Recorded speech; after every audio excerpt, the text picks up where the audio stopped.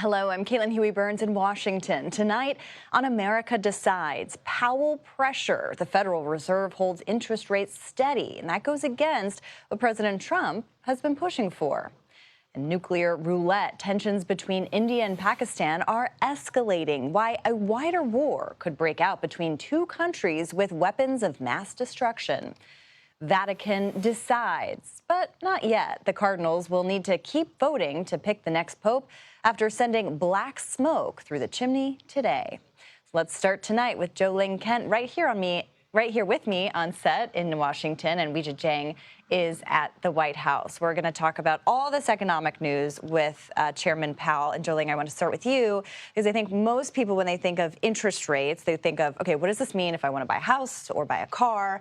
So I guess that's my question. What does this mean, these rates remaining steady? It means that borrowing will continue to be expensive, unfortunately. So no change on that front. The Federal Reserve basically saying they want to assess what tariffs will do to the economy. Fed Chair Powell today saying that, risk of inflation going up or unemployment going up is elevated because of tariffs, but they don't see that materializing just yet in the hard economic data. So as a result, they held again. They're likely to hold for June. So when it comes to your borrowing costs, if you want to get into the housing market, for example, I hate to say it, but rates are unlikely to get much better. So, Weijia, over to you. I mean, the president has been highly critical of Powell for a long time, as we know. They have a complicated relationship.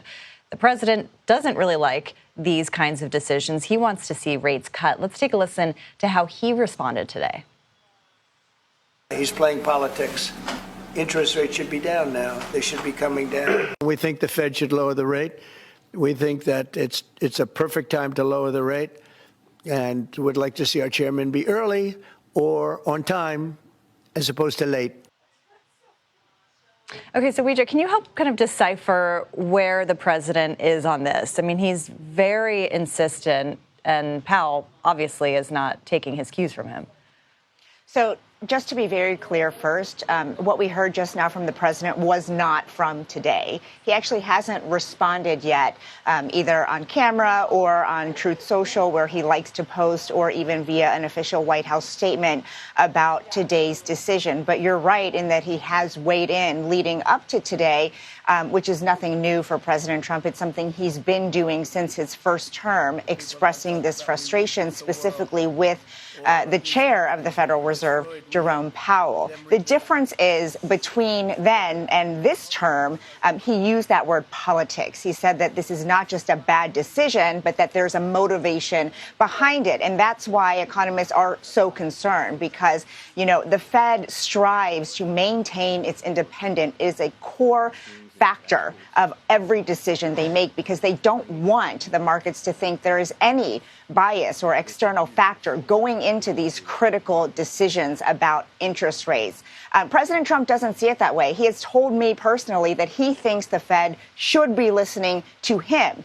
And he also denies that any of these decisions have anything to do with his aggressive tariffs policy. And again, he, is trying to explain away why these rates are not going down, when in reality, when you ask, experts who study this all day long, and I'm sure Jo Ling can weigh in on this, they will tell you, of course, that is a factor because of all the uncertainty that these tariffs have created. Yeah, and Jo, you asked Chairman Powell about this specifically today. I think we have a little bit of sound. If we can play that exchange, then I want to get your thoughts. Yes. For Main Street, what is the breaking point? What would have to happen to prompt a rate cut specifically? Well, so we really don't see in the data yet big economic effects. We see sentiment, there are concerns. So what does he expect? And how is trade impacting all of this? Well, there's a couple of things happening here. Basically, the uncertainty that we see in consumer sentiment and consumer confidence going down hasn't materialized in inflation data, jobs data, things like that. The hard data that the Fed always looks at when it comes to making a decision on whether or not to move the benchmark interest rate up or down. The other thing to point out that I thought was so interesting, we asked Chair Powell at the press conference, President Trump no longer wants to remove you from office. When you heard that, how did you feel? And he was very adamant. He had nothing to add on that front. But then later, Chair Powell was asked, by another reporter, you met with President Trump in the first term. You've met with all previous presidents.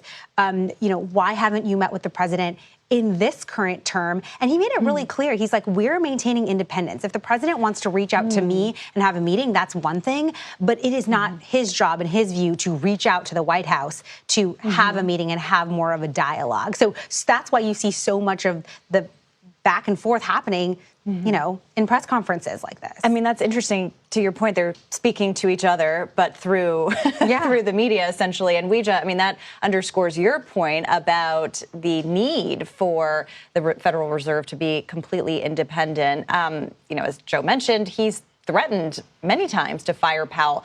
But why do you think he's kind of, at least for now, backed off of that? The president would say he has never threatened to fire Powell. And if you go back and really dissect the semantics, the wording, he doesn't really say that explicitly, but it certainly implied when he was talking about he couldn't wait until the end of Powell's term. It can't come soon enough. He was also explicitly asked in the Oval Office if he thinks he has the power to remove Powell, and he kind of sidestepped that. But, he did this in the first term as well, and he was toying with the idea of even trying to remove him. And we know back then his advisors warned him that that could really cause the markets to spiral, that it could really have a negative impact. And I think the same is true this time around. There are people close to him who got in his ear and sort of reined it back. And also he could see how his words were impacting the markets. And so even though he likes to say he doesn't pay much attention to it, we have to remember who he is. This is Donald Trump. This is a businessman, and the sort of Wall Street runs through his veins. And so whether he says it factors into his decision making or not, into his words or not, of course they do, because he could see in real time the impact. This will be certainly a relationship in Washington, yet another one to keep an eye on. And I can't think of two smarter people to have discussed this with. Zhilin Kent and Weijia Jiang, thank you so much. We appreciate it.3连关注，点赞也行。